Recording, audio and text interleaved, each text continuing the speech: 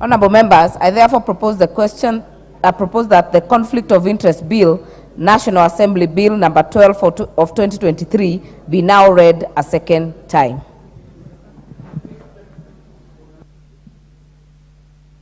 Honourable Junet.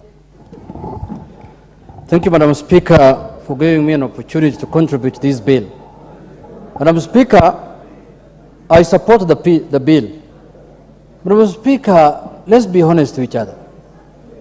And I've listened to the mover who did eloquently move the bill, Madam Speaker. Madam Speaker, this House, and I've said this previously in other bills when we were passing the health bills, Madam Speaker, we pass many bills that are very good, but they are never implemented, Madam Speaker. Madam Speaker, this issue of conflict of interest that is being addressed in this bill is addressed in this House through the standing orders. When you're in a committee, there's a clause in the standing orders that says you must declare your interest if you're an interested party in a matter that's before a committee.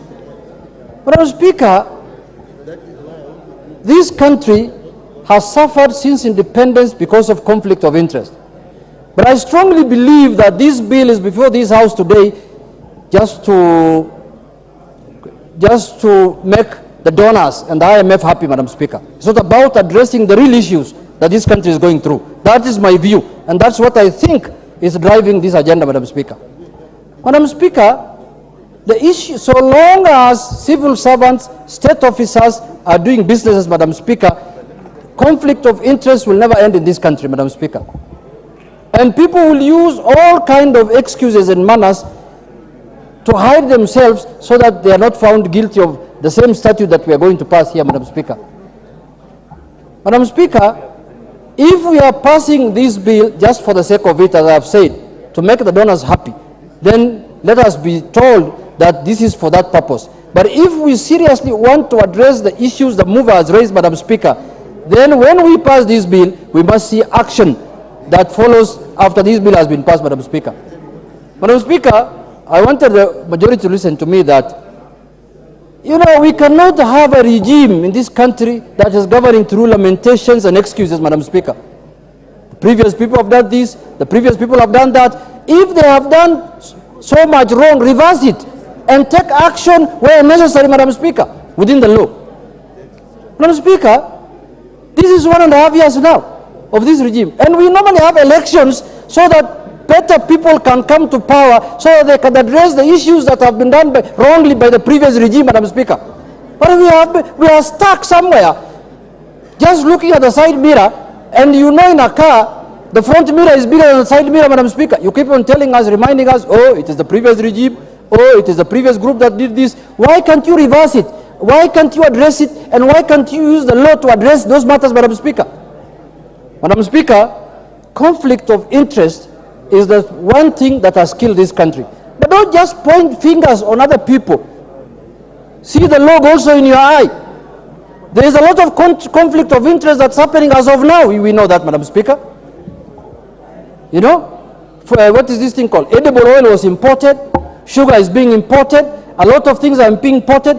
Kenyans don't know who's doing it. Kenyans need to be told in the spirit of transparency. Who are these people who are doing those business even now, Madam Speaker? They're not being brought by foreigners or by people who are not known, Madam Speaker. So we must make sure that we call a spade, and if the bill is good for everyone, then let us pass it so that this country can be saved once and for all, Madam Speaker. Madam Speaker, the majority leader has said that he became an old man when President Kibaki was in power. Before that, he was walking around with pants in Kikuyu constituency and Kikuyu streets, which I agree with him. I was also the same. But Madam Speaker, in Migori, Madam Speaker, I want to urge the House that if we pass, we have the implementation committee in this House, Madam Speaker, that is supposed to follow up all the bills and all the statutes that have been passed in this House, Madam Speaker. There are many statutes that we have passed that are of good, but they are just eating dust in shelves somewhere, Madam Speaker. And you know, in the end of the year, we say, next year when we come after the leave session, or last session, we passed 150 bills as a House. How many are functioning? How many are implemented? How many have not been implemented, Madam Speaker? So, Madam Speaker, the issue of conflict of interest I've said, and I've repeated, I want to repeat again, that so long as civil servants, state officers are doing businesses, the conflict of interest will always be there, Madam Speaker. But if we want to address that thing genuinely, when issues of butchery and meat is being discussed, the majority leader must declare his interest and say, I'm a butcher man, I run butcheries in Kikuyu, and this matter I cannot involve myself. We know he's running butcheries. So that is the way it is. He cannot supply meat to Parliament, Madam Speaker, for example. He cannot supply meat to Parliament, for example, the majority leader, because we know he's running butcheries, Madam Speaker. So that is the right way to do it, Madam Speaker. And I'm using him as an example. Madam Speaker, with those few remarks, I support the bill. Thank you very much. Thank you, Honorable Junet.